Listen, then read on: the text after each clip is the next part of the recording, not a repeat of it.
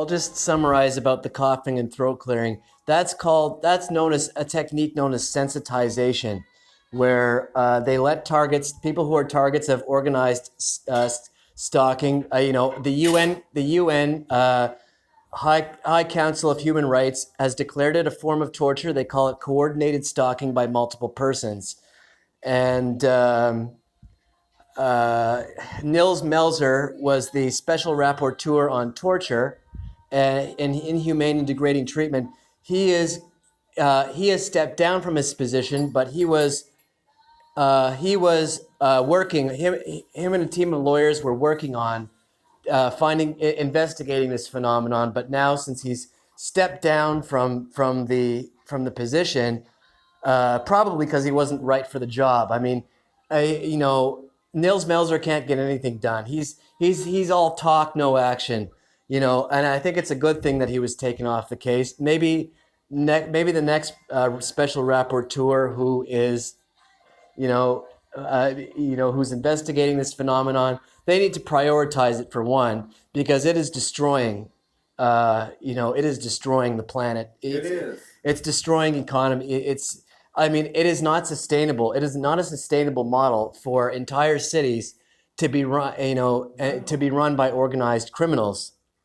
I can say with full confidence that the city of Toronto, it's not just has a few criminals working in management.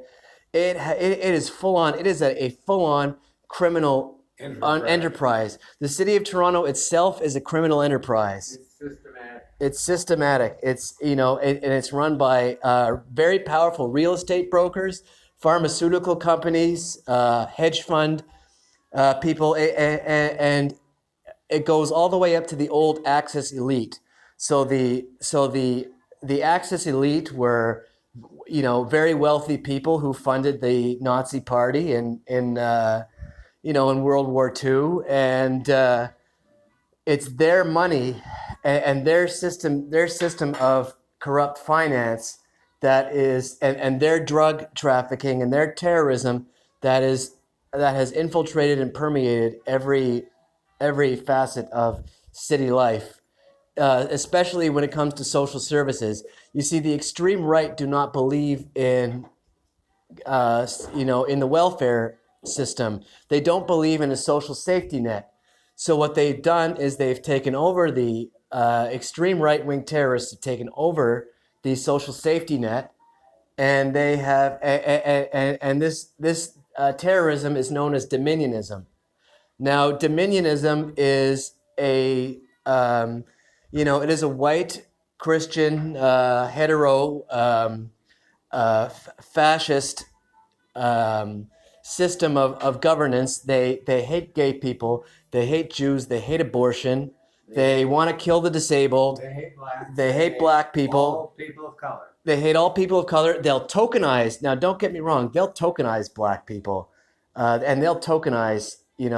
It's called co-optation, and it's rendering a minority. Co-opting a minority group to render them useless, and then eventually in the system. So eventually, when they do this, they'll hire minorities, and I noticed they do this a lot with black women. They'll have a black woman as a front person because black women are persecuted.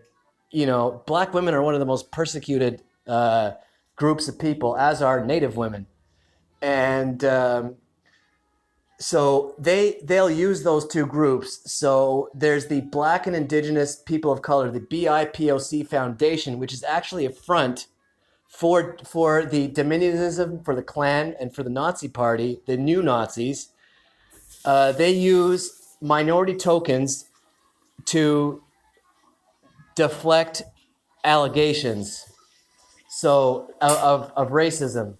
And they do this with the 519 too. I mean, the 519, is actually a very homophobic enterprise, and it is being used to destroy the gay community, and they've turned it into a private members club. It's a social club.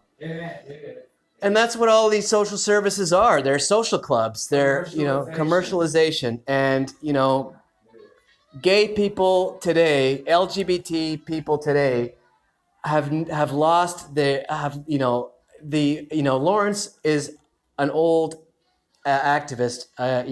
He was in Stonewall when he was very young, the Stonewall riots. He's been a target of homophobic violence his whole life. He fought to, the gay community now has sold out and has destroyed the very freedoms and rights that Lawrence has risked his life and continues to risk his life to fight for.